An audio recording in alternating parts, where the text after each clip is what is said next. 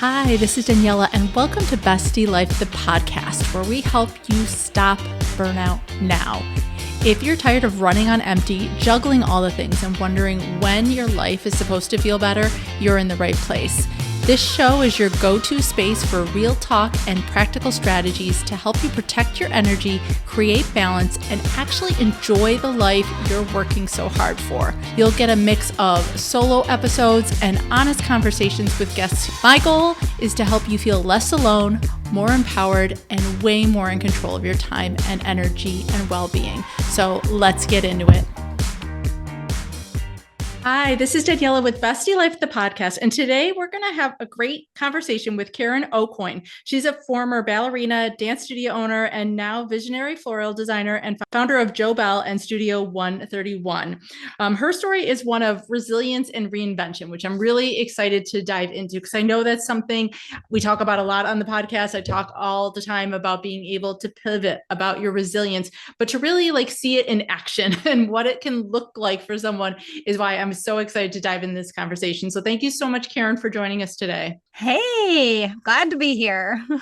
So can you share a little bit more about your story and your background and your journey? Because I know it's been a wild one.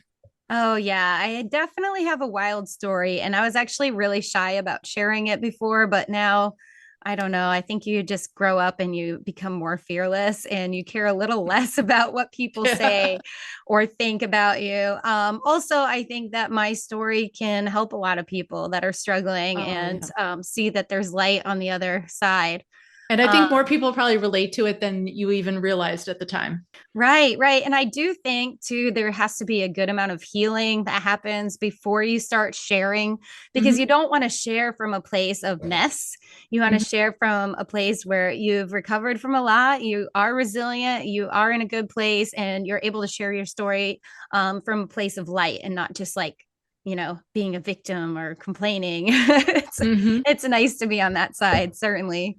So, yeah. So where did you begin? How did this journey start for you? well, I was teaching ballroom dance. I used to be a ballet dancer, but after many injuries and growing up, I eventually changed to teaching ballroom dance to grown-ups instead of kids, which was an interesting pivot all on its own. I never imagined myself as a ballroom dance teacher, but it was fun and exciting. And I actually still occasionally take a client here and there because I miss it. And then I had my own business and own dance studio, and I was renting a venue space from this wonderful entrepreneur woman. She was very inspiring and became kind of my mentor. And at the same time, my mom actually was struggling and fighting cancer, and she was in New Hampshire. And I had just found out I was pregnant with my first child. Everything all at once, of course. It always is all at once. So I was already terrified because I'd never even imagined being a mom. I didn't know I could be a mom. So I was terrified about that. I was losing my own mom, so that was terrible. She was my best friend. But we also had our struggles. And also the woman who I was renting space from, I found out had brain cancer. Oh my gosh. And she did not have long to live. So I was in this crossroads for sure. And I didn't really know where I was going to go or what I was going to do. But all I knew is I had this little human growing inside of me, and I was going to do anything and everything to protect her. So sadly, I was about 3 months pregnant, and my mom was the only one that knew I was pregnant. And we had found out that she was a girl, and my mom helped me name her Isabelle. Oh. So that was special. And then when she passed, we said our goodbyes, and it helped me become more resilient than I could have ever imagined, because I think if I ever had a problem, the first person I'd want to call is my mom to talk about it. Yeah. But she'd always be like, I don't know, kid, go with your gut. You know what's best for you. That would be her advice all the time. And I still listen to that voice. But anyway, so all of that was going on, and we were in the middle of COVID, actually. So that was like a natural, complete disaster and a complete pandemic all across the world. So everyone was feeling immense stress during that time. So I stuck to my dance business. I kept it going. I stuck to all the Florida laws, which were very loose around that. I also had to protect my baby and wear masks all the time. It was very odd. But I knew that wasn't it for me. And as the lady who I was renting space from, as she got sicker and sicker, her and her husband had decided that they were going to lease the entire venue to me at a very Wow. low cost. Yeah. And at the time, I was only paying a few $100s a month for rent because I was just using it to teach some dance lessons. The offer they gave me, I knew was very, very good, and I couldn't say no. And I was very flattered that of everybody they could have chosen to, pay their way Yeah. for this space, they chose me because they knew that I worked hard and it was a good opportunity. Hmm. So I said, I can't promise you that I will be successful, but I promise you I'll try. And Yeah. that's what I did. And I started renting it out as a venue on weekends. And the story just kind of took off after that. It became very successful and very popular. And um, then I had Isabelle and realized I didn't want to teach too much anymore. Trying to do Yeah. samba while you're bouncing around with a baby strapped to your chest is like not very Not, fun. It's hard. It's all hard. But the venue was a relief. And even though we lost the venue owner, she passed, and I had to move into a new venue since then. But it's bigger and better and greater, and people love hmm it. And it's What my about the own. floral? Where did that come in? Okay, so the floral. The floral came in actually more. I always loved it. I loved the design, and I saw that there was way more money to be made when it came to the business side of things. Like instead of hiring out every single vendor, I thought, well, what could I do to Hmm. earn more income? And the decor seemed easy to me. It seemed natural. I had always decorated. I had always done stuff when I lived in New York City. I had always done, bartending and waitressing and staging and things like that. So it came very natural to me. And I started getting more into the florals. And I noticed that a lot of planners and decorators were very afraid to do that. So I Hmm. said, well, that Here. sounds like an opportunity to me. Yeah. Everyone If else no, is running out. You're running right in. of course, I'm always running into a burning house, literally. Um, so I got into it. I started doing it, and I learned a lot just from doing it out of necessity because I had clients that needed stuff, and I was doing it for like dirt cheap, and not claiming that I was any kind of real professional there. But then I really got into it and just kind of dove deep when I was pregnant with Joseph. Hmm. Because then I really couldn't move around and lift and lug and move tables and chairs. I had to hire, and I had to therefore make more income while sitting on my butt. Hmm. I did. You were busy. You I were was a busy. busy woman. So I was kind of directing traffic and sitting there and designing. And that's where I felt really safe. And I felt more like myself, because Hmm. dancing is such an art and such a creative thing, a creative space for me where I could kind of disappear in the music and dance. And I felt like I was missing that. I felt like I was just Yeah. managing people and bringing people in and out and taking care of this big building, which is like not a very fun job. It's a lot of like who's taking the trash out and who's mowing the lawn and managing like all these people. And so I didn't really realize that I was signing up for that. And as my team grew, I said, well, I feel a little burnt out. Yeah. Yeah. A lot of people feel that for sure. As And you're talking, I hear even like, the stuff you're talking about managing a building. Like to me, that's like the managing the household stuff, like all yeah, those things that all of a sudden we've gone from this creative person with ideas and hobbies and all these different facets to our identity to the person like what's for dinner every night, who's putting the garbage out and when's the laundry getting folded kind of thing, and I think that's where some of that burnout can come from. Yeah, the fact that you dove headfirst into that reinvention part, I think that's where people get stuck, because that's the scary part of not knowing what's on the other side, as well as letting the people down that count on that singular identity, even if it doesn't serve you.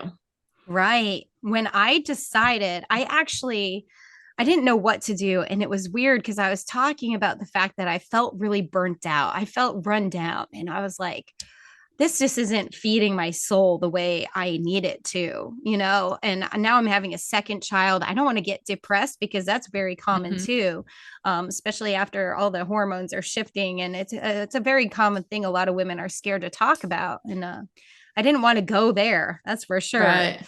So I actually started doing some hypnosis, and Ooh. it was hypnosis for prosperity mindset. And I still do it Mm-hmm. sometimes twice a day, depends how stressed I am.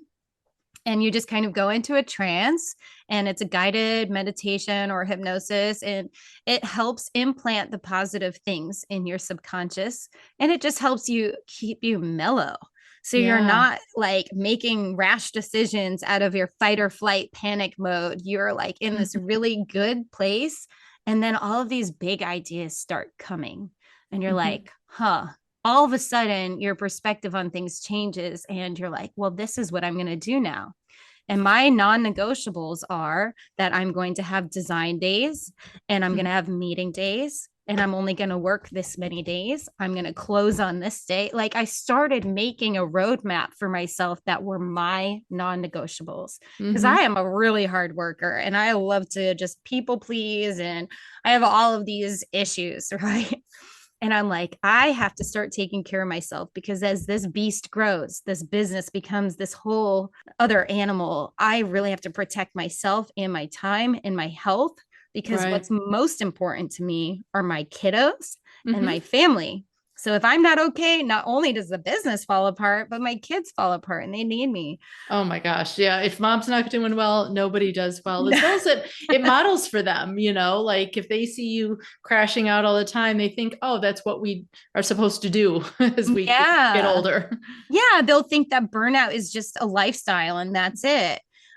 So I started really protecting my time and getting really intentional with what I was doing and coming up with a bigger plan. Like, oh, I'm not just a venue owner. I'm going to scale this business where I'm making $2 million a year consistently in 5 years from now, so I can sell it for $8 million. Like, that's Mm-hmm. my plan now. Before it was like, Right. oh man, how am I going to get through the day? Like, how are we going to get the long guy here on time? Like, just Yeah. all of the little worries, they don't seem bad when you're like, oh, well, this is my goal. This is where I see this business. You have to have that vision for your business. And again, protecting your time. I don't do all of the maintenance for the building. I hire people to do what they're good at. And Mm-hmm. then I told people on my team, I said, listen, I'm not doing these things anymore. And they were like, what? I'm like, I am not going to do all of the bad things that I don't want to do anymore. I'm Yeah. not. I'm the boss. So we're going to divvy it up. I have to take on all the stress and responsibility. You guys have to do your part. And so they didn't like Yeah. it at first, but then they grew. Like, they grew from the experience too. And now they Right. have people that work under them that they can delegate some stuff to. So it's pretty awesome watching them grow. That is very cool. I want to go back a second to the hypnotism part, because that's not something I've ever really talked about with anybody in the podcast before, and I'd love to dive in a little bit more. Yeah. Just curiously, like, how did you find this? How did you get started? For some people, they say, I can't meditate. My mind's too busy. It's too hard. Because I know you said that's a piece of it. How long, like, do you start small and build these sessions? Like, how does this happen? Okay. Yeah. These are all excellent questions, because I'm really ADHD. I'm very hyperactive. Like, Yeah, I'm same. everywhere. Yeah. I want to be everywhere. So I found this woman. Her name is Melanie McCool, and she's Okay. actually a local Florida resident, but I've never met her in person. She has a program, and it's called Program Hypnosis for Prosperity Mindset. So it Mm-hmm. actually comes with a course and her recordings, but also sessions with her. Mm-hmm. So I still have sessions with her about once a month. And we get into more deep business talk, which is cool, because she's become more of a coach and a mentor to me as well. Um, Yeah. and then it couples with all of that hypnosis. So usually I'll listen to it. I try and listen to it before bed, but sometimes my kids drive me cuckoo and they're up all night. So Yeah. like that doesn't always work. We're not always perfect. I do try and listen to it though first thing in the morning. Like, I have my Mm-hmm. cup of water, I do my hypnosis and really get into that Zen state.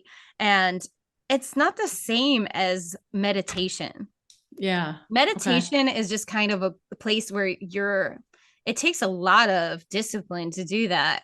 I used to do it at the end of yoga. So after a Mhm. workout and your breath work, like going into a meditation was doable for me, but Mhm. still difficult because I always want to know what's the next thing.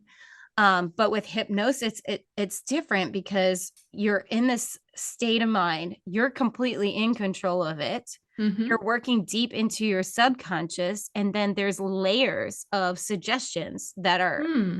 pulled into there. So it's like being in a trance or meditating, but you're being fed more Mhm. skills and more positive things.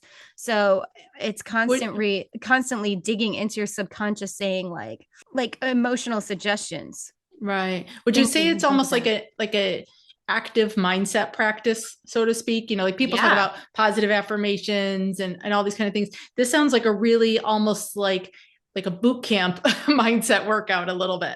Yeah, yeah. And it changed my business. It changed my life completely because I was like, I don't even know if I want to do this anymore. And people are Hmm. like, what do you mean? You've built this amazing thing. And I said, well, it's not what I thought. Yeah. This can't be it for me. I love the venue. I love Hmm. everything about it. But I also knew I had to somehow work my way out. And I didn't know how to fix myself in a way where I thought that was okay. I didn't know Hmm. how to be a boss. Yeah. And it's hard too, because sometimes when we achieve our goal, it's like people think you should just be totally set and happy. But unfortunately, as humans, we're always growing, we're always evolving. And so meeting your goal and wanting something else is more natural than I think we realize and give it credit that, it's okay to want more and want the next thing, even if it's not what you had been working towards up till now. Yeah, it's all about growth and it's all about learning different skills anyway. So, any skill that you learn trying to achieve one goal can easily be shifted to a different goal. I would be careful with that though, because you don't want to keep shifty, shifty, shifty. Like, you're Yeah. never going to get very far if you change your goal every 3 months or start 16 businesses in a year. I also listen to a lot of Alex Hermosi and Layla Hermosi, and Hmm. they are like, do one thing, Yeah. And do it just well. do the one thing and like do it so it's so boring that you don't have to do it anymore. You can teach people how to do it. Hmm. So that's kind of where I feel like I'm at with the venue, where there's SOPs in order, there's trainings, there's people in charge of different roles, and I don't have to be involved as much in the day to day with any of that. And Right. then now with JoBelle, I get to focus on like all the design and all my partnerships. Like we've gained 12 new partnerships with different venues in the area in the last 6 months. And it's just amazing. Like it's such a great feeling to know that people finally know who I am a little bit and like start building that trust in those relationships. It's a great feeling. That's Um, awesome. yeah. So you talked a lot about definitely the strategies that helped you when it came to reinventing yourself. Was there anything else along there than the building that resilience? Obviously, you went through a lot of hard things in the beginning of your business, but are there any day-to-day practice even to maintain that resilience even without having traumatic stuff happening? Yeah, absolutely. There's certainly days where you're just like, I don't really want to do this. But you know Hmm. what? You just have to suck it up and stick with the plan. Like Hmm. whatever's on your plan, on your calendar, on your monthly agenda, on your 90-day plan. I do a 90-day burst. And then if Okay. I am having an off day or I'm like, oh, what was I supposed to do? Because my brain is everywhere, I follow the plan. So Hmm. that's why it's so important to go into those trance states for me, or those hypnotic states where you're just so clear. And I do all of my really heavy lifting work, brain work in the morning Okay. before I see anybody, before my kids wake up, before I have anything else piled on or any distractions. That's when I make the big plans, because that's when everything's really clear and I'm the sharpest and I can think for everyone. I can see what everyone else is supposed to do for the whole team for like the next 90 days. And I put it on a giant calendar, all of the most important things. And I put my goals in there too. It's Yeah. important to have short goals to get you to the bigger goals. Hmm. I think sometimes we're just so focused on like the big end picture that we miss all the good stuff in between, because Hmm. not every day is going to be perfect. And like you said, you often have to shift. Like if you're unhappy, change Yeah. it. You Yeah. just change it. Or if you're having an off day, it's okay to shift that day. We Yeah. don't always have to be going, driving ourselves and going forward, forward, forward. Sometimes just to like sit and settle for even a week is okay. Yeah, you should schedule that too. Every 90 days, like if I'm in town, I'm working. So, and I know myself. So I literally schedule something, whether it's like 2 days in a hotel, 20 minutes away, or, I'm doing a conference in Vegas, or I'm doing like, I'll schedule a small little trip just to get Mhm. away, or schedule yourself out of work and tell everyone you're gone. Yeah. That's the best. That's the best. And then you can relax. Hmm. But I know if I take myself out of the environment, in my regular routine, I'm a lot happier just to get that shift. And it's a good shift. And some days, your brain is just like, I can't do this. Take Hmm. the day off. Go pick your kids up early from school and go to the beach or something. It's fine. It's okay to have fun. We actually Yeah. got into this so we could like have more freedom. And then once you're in it, you realize you work harder than anybody. And sometimes you don't even pay yourself. And I love how visual you've created your system for that, where you can physically see, if it's stacked too heavy, if it is too much going on, where you need to put those breaks and, to give yourself the freedom to move things, that flexibility, you still have those boundaries, but boundaries are flexible. And I think we forget that sometimes.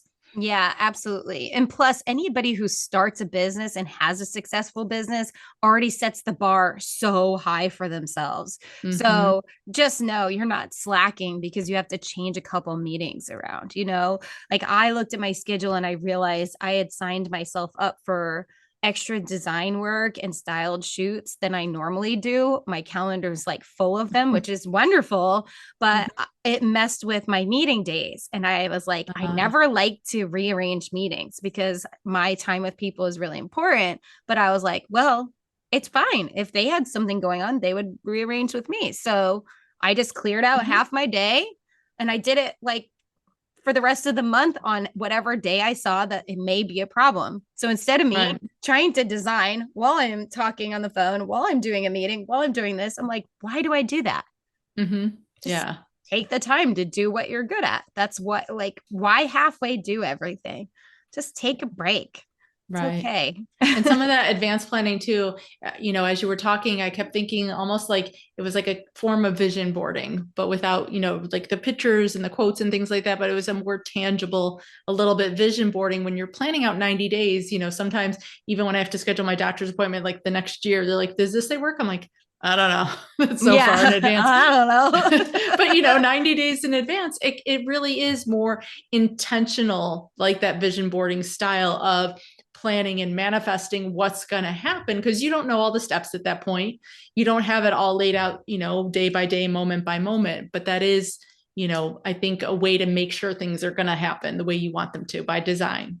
Yeah. If you put the big stuff on there or you ask yourself the bigger questions, your mind is so beautiful and so powerful, it will figure it out. Like Mm-hmm. instead of me saying, oh, well, I really hope I'm going to meet my monthly quota for revenue, I'm like, no, forget that. I want to know what my plan is for this business in 5 years or 10 years from now. I think Mm-hmm. that big, huge picture, because if you have that in your brain, it will, while you're sleeping, while you're drawing, while you're doing other things, your brain will be busy getting to work trying to answer that question, because we're Mm-hmm. all super geniuses. So if you're like, I'm going to make $2 million a year, blah, blah, blah, blah, blah, so I can sell it for 8, and you crunch all the numbers and you put it in writing and you put it in your journal, you'll It'll be happen. surprised. You'll be surprised, but it'll probably happen. It may take Right. 10 years, but I but mean, you but it's never out know. there. And I It's think it there. just, even having the plan and visions might be a silly reference, but I was listening to this interview with Taylor Swift. She was just on like the Kelsey Brothers show and things like that. And she was saying, when it comes to those Easter eggs, it's all business based. It has nothing to do with her personal life. And the fact that she can, things she has an idea to plan for. So there's nothing even set in stone. There's no idea of how this is going to happen. But she's like, I'll come up with an Easter egg based on an idea of a plan I I think I have for the future, you know, and like that kind of forward thinking of like, she's throwing out a softball out there, you know, for people to maybe catch for when she follows through on this random idea she had and is able to strategically like weave these things in because she's always thinking ahead. You know, she's got that plan, and people think, you know, this didn't happen by accident. None of this did for her. Right. You know, and to think like, where in your business, where in your life are you putting those quote Easter eggs for where you see yourself in a way that other people could be like, oh yeah, she was on that track years ago. We just didn't know it at the time.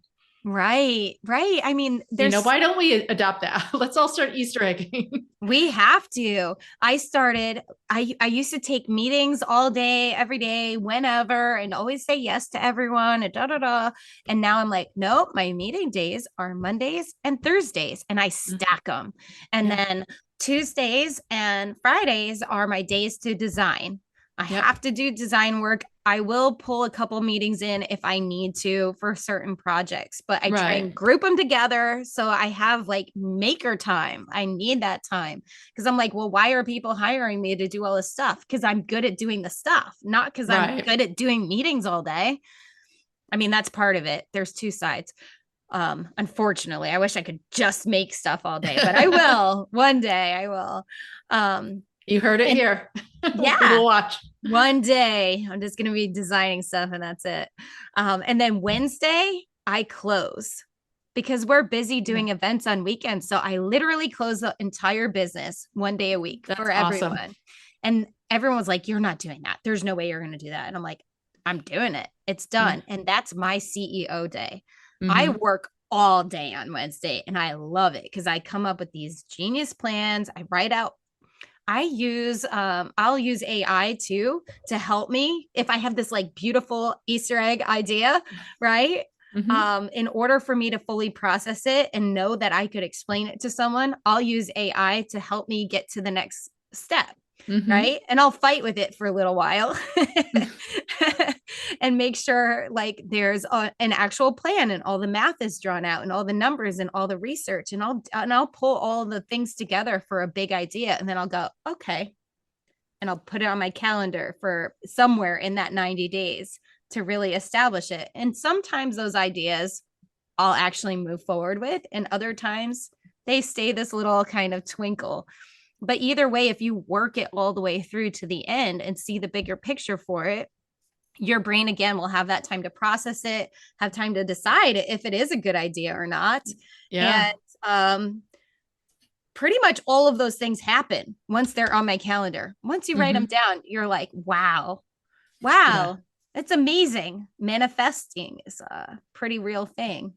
It is. It is. As well as, you know, to kind of lead into, I love to always talk about gratitude as well. Like not just looking forward and manifesting, but being able to look back and really reflect on the things that got us here in those moments and those things that we know, even if at the time they seemed like the worst thing ever or so hard to go through, we would not be where we are today without them. And so what would you say are the top 2 or 3 things you're the most grateful for? Oh, well, my kiddos for sure. Like they completely have changed me. They've made me more grounded. They've made me choose to be in one space and really delve into whatever I'm doing because I want to show them that anything's possible and I want to really be able to support them. So that's definitely my number one. And I'm also very spiritual. So I love going to church. Like unless I have a big event that I just cannot work around. Like I want to be at church, I want to serve my community, and I want to feel close to God because I don't think I really have much control over anything in my life. We all pretend we do, but I really think He's the decider and He has the plan. And honestly, the more I lean into that, the more relaxed I get because I just go, well, I know I'm doing what I think is best. I know I'm following my gut and my heart. And I know I'm working really hard in whatever direction that feels good because you always know if something's wrong. So I'm staying away from that. And then if it doesn't work, you don't have to feel so bad. It's not your fault. It's just not what you're here to do. Everything else is just a lesson. So you don't have to break down and say, oh, it's the end of the world because this plan didn't work out. It's fine. It's not a big deal. It's just not meant for you. You got to figure out what is meant for you and go to the next thing or pivot. That's all. That's all. I love it. I love it. So how can people find you, Karen? How could they work with you? Oh, well, they can go on my website, Studio 131 Orange Lake. They could always book a call or tour. A big way that I'm working with people right now is actually more business to business. So I started these planner programs. So if you are a planner or in the event industry at all, I actually open my venue to you. And you pay a monthly fee and you can come and take your clients here and use the space and all the decor as your own. So that's a pretty cool program. And then with JoBelle, I also have JoBelleDesigns.com. You can also find me on Facebook and Instagram. I have that for both of the businesses, or LinkedIn. And check out some of the beautiful designs I've been into. I also have a YouTube channel, which is pretty cool. And I actually teach some design work on that. So you can kind of follow along and do things from home if you're not close by. Got a lot of fans now, so it's pretty fun. That's awesome. That's awesome. So all those links will be live in the show notes below. Thank you so much, Karen. I love just your story, your journey, this whole hypnotist thing, all of it. I think just so many different like takeaways and strategies to try. If you're listening, it's not all of it might work for you, but to maybe try one different area to rethink how you're approaching your day, how you're lighting yourself up and living each day so that you're not looking back with regrets, doing things in a way you didn't want to do them. So thank you so much, Karen. Thank you so much. Keep living your life to the fullest too. Have fun. Yes. Yes. That's the whole point, right? Yeah. Thanks so much for hanging out with me today. I hope you got something out of this episode that really made you feel seen, supported, or just a little bit more grounded. If you have any questions or thoughts, I'd love to hear from you. And if you're up for it, please leave me a 5-star review. That will help more people find the show and join this community. I'll leave you with 2 of my favorite quotes. Alone we may be strong, but together we're stronger. And when we support each other, incredible things happen. So let's keep showing up for ourselves and each other, and maybe even have some fun while we're at it. I'll talk to you soon.